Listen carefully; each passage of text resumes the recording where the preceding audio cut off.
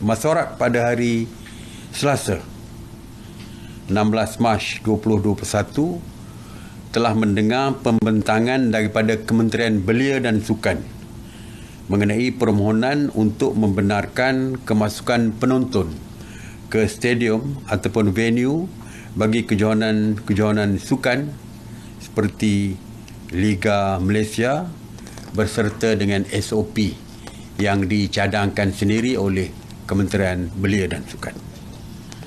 Setelah mendengar pembentangan tersebut, ahli jawatankuasa mesyuarat dan setelah dipersetujui oleh Kementerian Kesihatan Malaysia, maka mesyuarat telah bersetuju untuk perkara seperti berikut, iaitu membenarkan kehadiran penonton ke stadium ataupun venue dengan SOP ataupun syarat seperti berikut.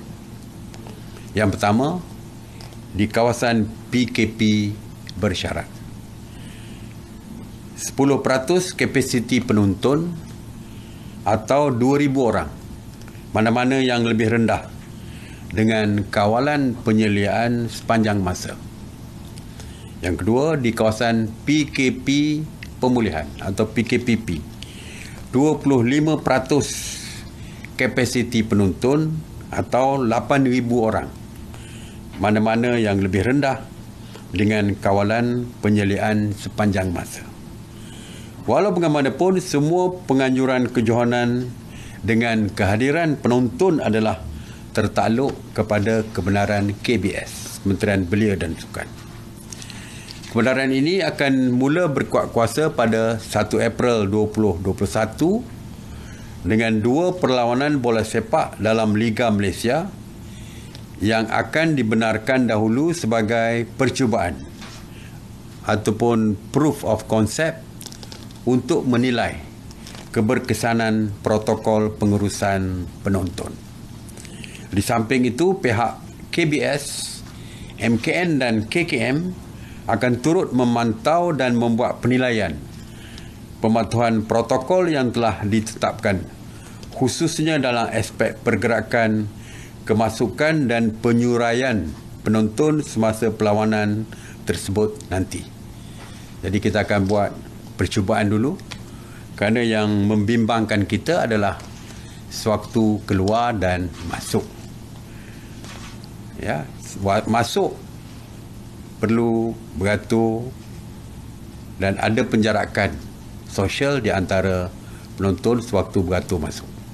Di dalam mungkin kita boleh pastikan kerana stadium yang luas tidak sukar untuk penjarakan sosial semasa menonton. Tapi yang lebih membimbangkan apabila keluar. Bola habis, bola tamat, keluar serentak. Kita boleh bayangkan, walaupun 2,000 sekalipun, ianya ramai.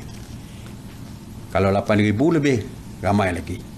Jadi sewaktu keluar juga merupakan satu perkara yang kita bincangkan semalam. Jadi pihak stadium perlu mengambil tindakan supaya tidak berlaku kesesakan sewaktu keluar. Antara SOP-SOP lain yang perlu dipatuhi, tiket hanya dijual secara dalam talian online saja. Yang berkenaan dengan season pass, dari segi cara pengambilan dan sebagainya, pihak KBS akan mengumumkan.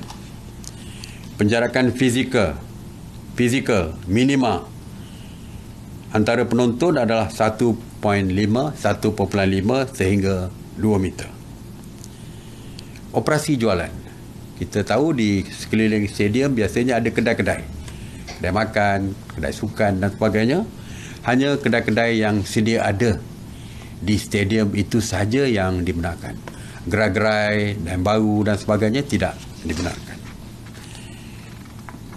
Pergerakan masuk dan keluar saya sebut tadi mestilah secara berjadual dan tersusun. Banyak lagi SOP lain yang perlu ada pada setiap perlawanan ini.